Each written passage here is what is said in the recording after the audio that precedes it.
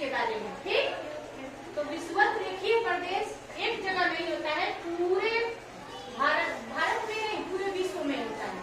ठीक है ना, ये पूरे मैप में अभी हम लोग जानेंगे कि ये कहाँ कहाँ होता है। उससे पहले हम ये जान लें, पहली कक्षा में भी हम ये जान चुके हैं कि जो ये हमारा पूरा पृथ्वी है, इसको ठंडी और गर्मी के आधार पे कई पार्ट में बांट दिया गया है। बात समझ में आई? यानी कि ताप के आधार पे, ताप माने गर्मी, गर्मी ठंडी के आधार पे इसको हम कई भाग में बांट दिए गए हैं। तो जो सबसे बीच वाली रेखा है वह है विषुवत वृत्त या भूमध्य रेखा, है ना, आप जानते हैं। तो उसके बाद का जो ऊपर का हिस्सा है 23.5 ऊपर चल रहा है, 23.5 नीचे आ रहा है ना, 23.5 अंश ऊपर उत्तरी में और 23.5 अंश दक्षिणी में। यह क्या है, यहाँ लिखा हुआ है कि उत्तरी शीतोष्ण, ये उत्तरी उष्ण कटिबंधीय क्षेत्र होते हैं और यह दक्षिणी उष्ण कटिबंध, यानी यहाँ गर्मी होती है। आज समझ में आ गई? यह अब देखिए इसके ऊपर का हिस्सा जो 66 तक आ रहा है, 66.5 आ रहा है ना, तो ये हिस्सा जो है यहाँ तक का पूरे विश्व में, एक ही जगह नहीं, पूरे विश्व में एक जैसा जलवायु, एक जैसे जानवर, एक जैसा मौसम जहाँ रहता है उसे हम प्राकृतिक प्रदेश कहते हैं, है ना। लगातार एक ही, तो लगभग यहाँ जितने भी प्रदेश होंगे ना वो एक ही जैसा जलवायु होगा, एक जैसे जानवर होंगे, वहाँ का जनजीवन एक जैसा होगा, वहाँ के लोगों का खान पान एक जैसा होगा, है। इसी को हम क्या कहते हैं, प्राकृतिक प्रदेश।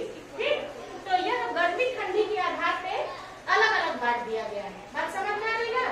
अब जो ऊपरी वाला हिस्सा है यह आखिरी, यह क्या है, उत्तरी ध्रुव है ना, और नीचे दक्षिणी ध्रुव होता है।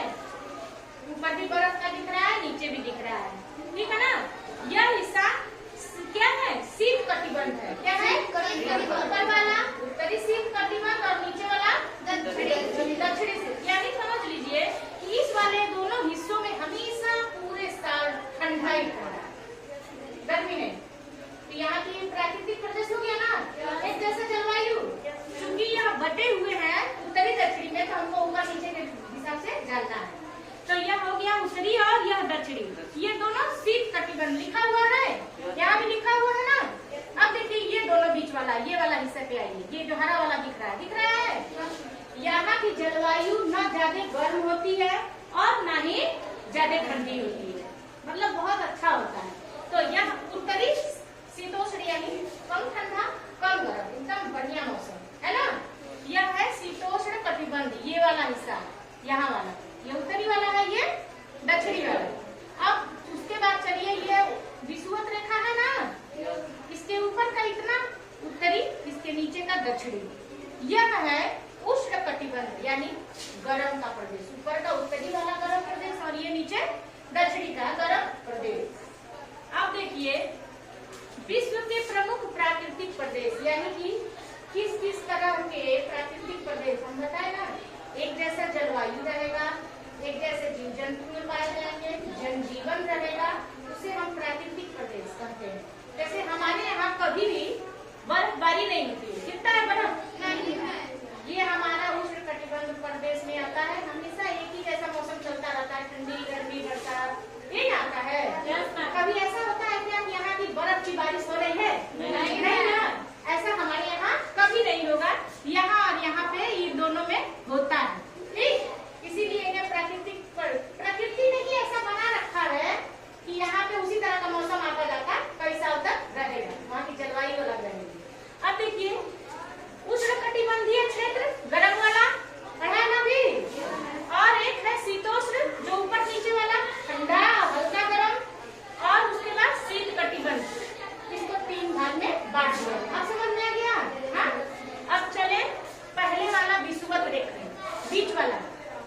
ठीक, तो बीच वाला कहाँ तक पाया जाएगा? विषुवत यानी भूमध्य रेखा, बीच वाली लाइन भूमध्य रेखा होती है ना। अब देखिए यह 10 अच्छा अंश ऊपर उत्तरी में और 10 अंश दक्षिणी में पाया जाता है। इसी के बारे में हमें आज क्या करना है, पढ़ना है। यहाँ की जलवायु कैसी होती है, कैसे लोग होते हैं, कैसे जीव जंतु पाए जाते हैं। तो सबसे पहले जाने कि ये जो 10 अंश ऊपर है और 10 नीचे, इसमें कौन कौन जगह आएगा। तो ये जगह है अमेजन की घाटी, उत्तरी पश्चिमी घाट और कांगो घाटी, मिनी घाटी, एशिया के पूर्वी द्वीप समूह। अब ये लेकर के हम आपको समझाते हैं कि ये कैसे है। अब देखिएगा, ये अपना विश्व है ना, हाँ, विश्व का बीच वाला लाइन आपको ये दिख रहा होगा, दिख रहा है ना, यही है विषुववृत्त या भूमध्य रेखा, ठीक है। अब इसके ऊपर 10 अंश ऊपर जब स्केल से आप नापेंगे उत्तरी में, अब 10 अंश नापेंगे नीचे दक्षिणी में, तो जितने भी देश आएंगे इसके अंदर वो सब विषुवत रेखीय प्रदेश के अंतर्गत आएंगे। बात समझ में आ गया ना, क्लियर हो गया। अब हम पूरे विश्व की बात कर रहे हैं, यहाँ से नापेंगे 10 अंश ऊपर और 10 अंश नीचे, तो वो उत्तरी में चला जाएगा और नीचे वाला दक्षिणी में। इन्हीं में ये मुख्य मुख्य का नाम हमने यहाँ लिखा है। बात समझ में आ गई, यानी कि 10-10-20 अक्षांश में जितने भी देश आएंगे वो सब विषुवत रेखीय प्रदेश कहलाएंगे।